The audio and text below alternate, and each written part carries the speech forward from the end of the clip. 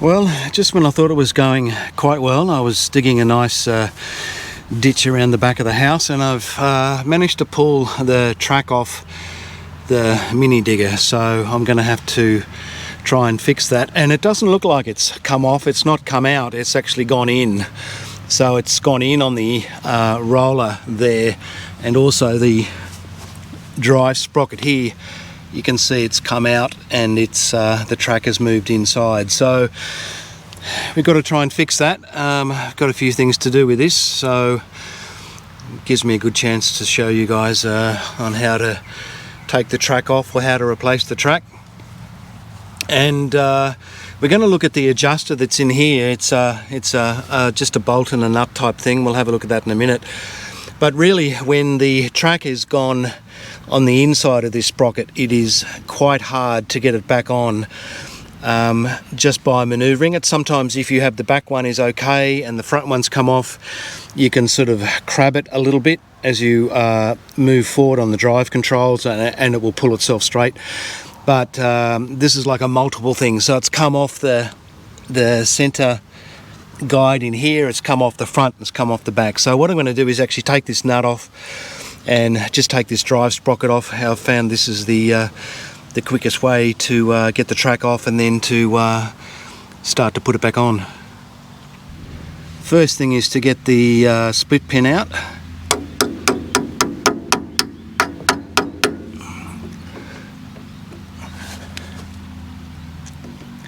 Now in your official toolbox, this is the one that came with my digger. It's supposed to have all the spanners and things in there to do all the service items. There is this big socket thing which goes for the back sprocket here, and chances are it may not even be that tight. Let's see. Okay, so that didn't take much, and that comes off.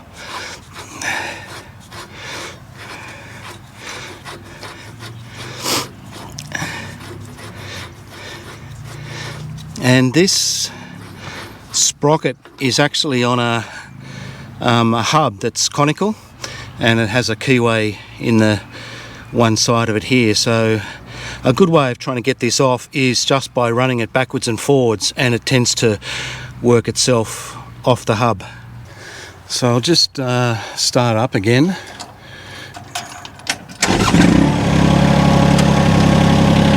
And I'm just going to use the drive control.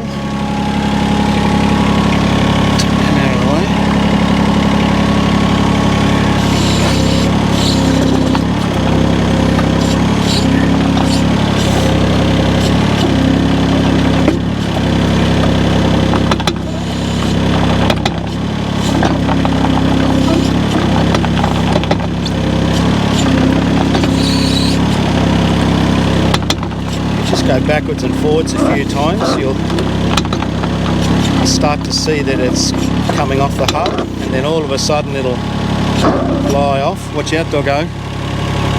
Watch out.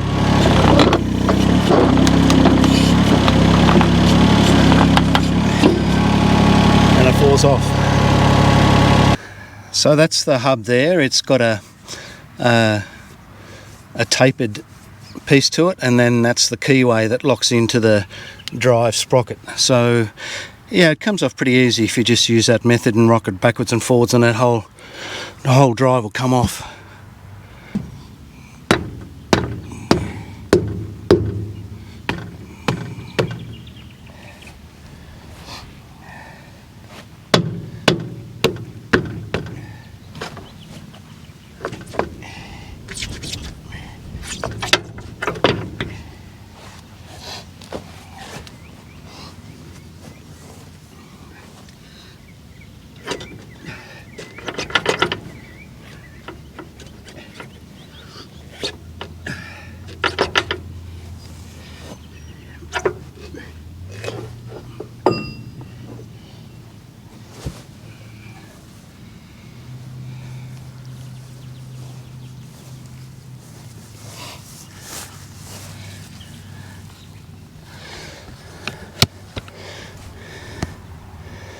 Okay, I've got the track and the dog You helping or not?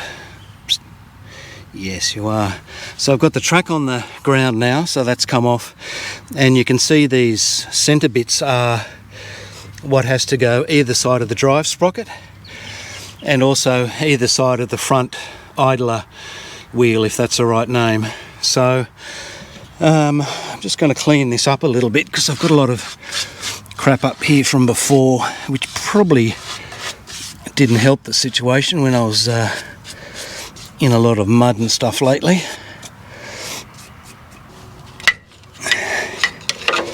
I mean, I did pressure wash this the last time I used it in heavy clay, but you know, there's just some places it doesn't get into.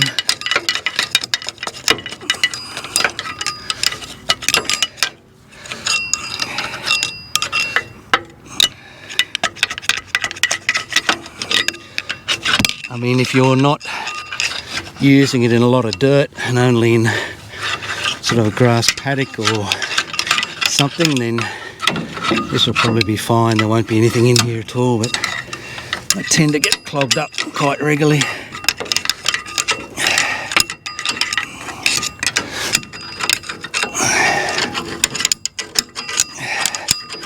There we are. It's getting it. It's getting it.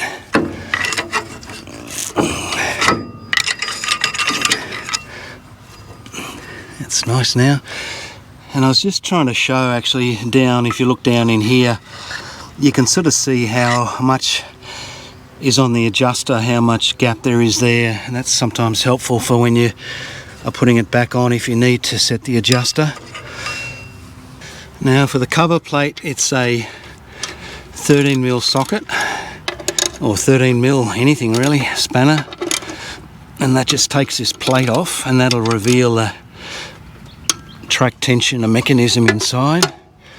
And it's sometimes easier to do it when the track is actually off, because you can get your arm up underneath here, which is sometimes a little bit better than when the track's on. You're a little bit limited for room. Just take 3 off and then the panel will swing out of the way. Okay, there we are. Try and not lose those.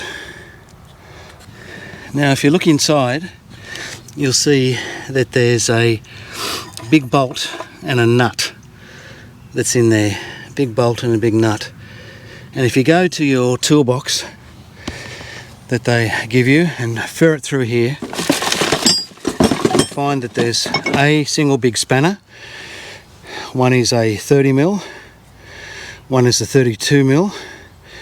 And what you need to do with this is basically throw it away, because that big nut is 39mm and there's nothing in the toolkit that'll fit it. Okay, because the spanner doesn't fit, I just use a plumber's wrench or an adjustable wrench, something like this, that I can adjust to the size. I measured the nut and it's about 39mm, so I think what I'll do is probably buy a spanner if I find one, a ring spanner that is the right size, so then I've got it. But with this one you can just put it in under here. It's easy with the track not on the bottom. You can get your hand in underneath and then you can loosen that off. Usually I've found they're not on all that tight, so you can just loosen that lock nut off. And with this adjusting bolt here, if you wind it out, it pushes that idler wheel outwards, and that will increase the tension. I'll just see if I can show you that. So I'm just winding that bolt forward in a clockwise direction and it's pushing that idler wheel out. So I want to go the other way. I want to wind it anti-clockwise and push that idler wheel back in as far as I can go. Okay, the next step, what I think I'll do is put this drive sprocket back on. I've found that I think at this stage I can put it on and it'll be okay. I've just cleaned the face of this up a little bit. There is an oil seal that's around on this drive here, so I've just taken my magic rag here and cleaned that up a little bit, just so there's no dirt in there. So that's good, and we'll put our sprocket back on.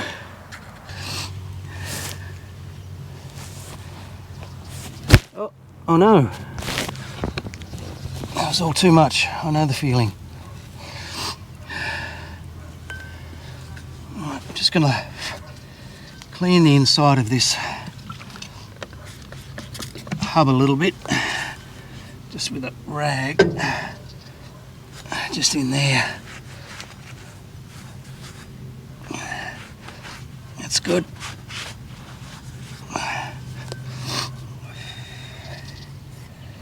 And to put that back on, line the keyway up, give it a tap.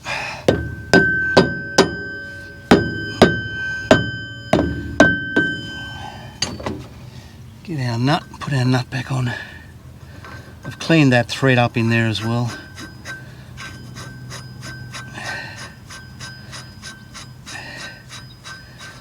I'm not going to worry putting the split pin in just yet, in case I've got to take it off again.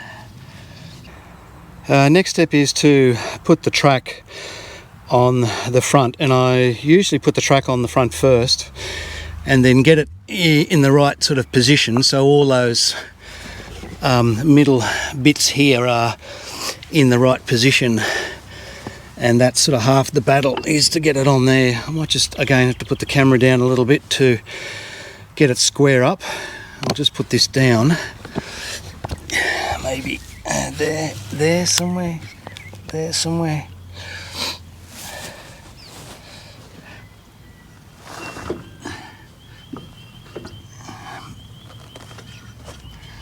Okay, so that's on there.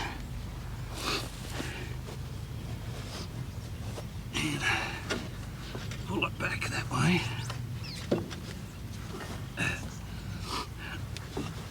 Right, get that under there. Now you'll see there's a lot of gap there, so a lot of this has to be tensioned back to the back, and just making sure that's on there, which is good.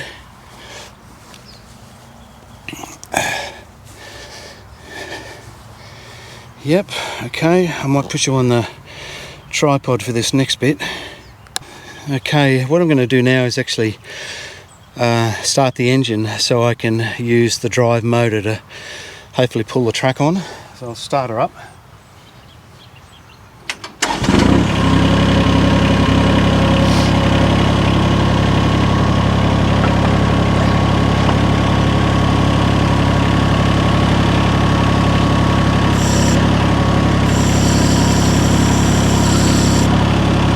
So try and keep your fingers out of the way, but if you push this across here, it tends to pick up the sprockets. Let's see how we go. I'm going in a backwards direction.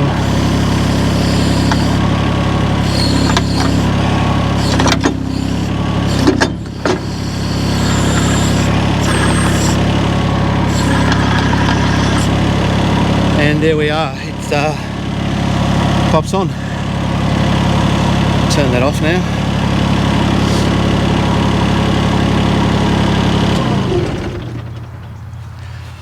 So I found usually if you have the front on first and get that all nice and centered, have the middle rail that we looked at under here, get that centered as well, it then tends to want to sort of pull itself on straight onto the back sprocket. So that's on there now. I'll tighten that nut up and put the split pin back in. Okay, so the track's sitting on quite nicely. I've got my split pin back in the nut there, and I'm just going to go back to the adjuster and tighten that back up. They don't give you the right size spanner, surprisingly, so I'm just using an adjustable wrench. The size on the end there is 18 millimeter on the end, and the big nut is 39 millimeters if you're looking to buy such a weapon. So I'm just going to adjust that back up. It is going to be hard to do it because you've got now the pressure of the track on the front roller, whereas it was quite easy before. A longer spanner would be better than a shorter one because it is tight.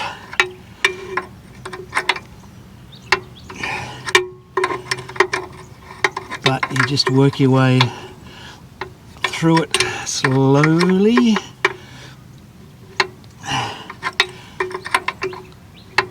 And I think that's probably about where it was, so just gonna put that lock nut back up, and I can get in here just enough to tighten it. There we are. So that's all the go. And if you're adjusting the tracks, or you need to adjust the tracks, then it's the same procedure. Sometimes I find it a little bit easier if I start it, rotate it a little bit, do some adjustment, rotate it a little bit, do some adjustment. Put lots of lube and stuff on that thread to make it easy going in, and preferably use a longer handle spanner because it is hard to adjust. It is quite tight. So now just going to put these plates back on, these ones here.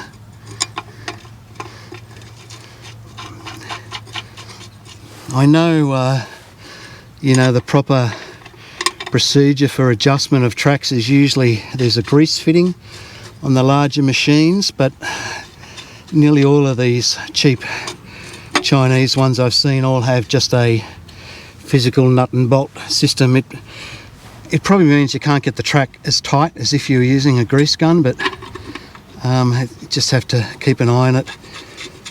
I haven't adjusted the tracks on this much at all, really. I've only done them once. Maybe that's why they came off, but I think they're okay now. They'll be pretty cool. Right, so they're back in there. Just get my socket, just nip those up a bit. It's only a tap thread into the steel, so don't go crazy tight on it because you'll strip it out.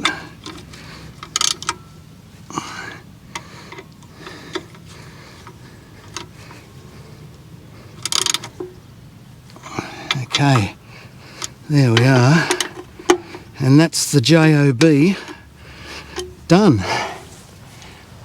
So there we are, I've got the tracks back on, and this was probably the worst case scenario where you have these lugs here that end up on the inside of the idler wheel and the inside of the sprocket drive. That's a really nasty situation. If the track comes off from the outside and you find it just laying on the ground, then it's probably not such an issue to get it on using much the same technique. But that really didn't take long, probably, I'm thinking 10 minutes maybe. I actually sound like I know what I'm doing, but only because the other side fell off yesterday and I did the same thing yesterday in the dark. Anyway, there we are. Job done. Back to work. Thanks for watching. See you next time.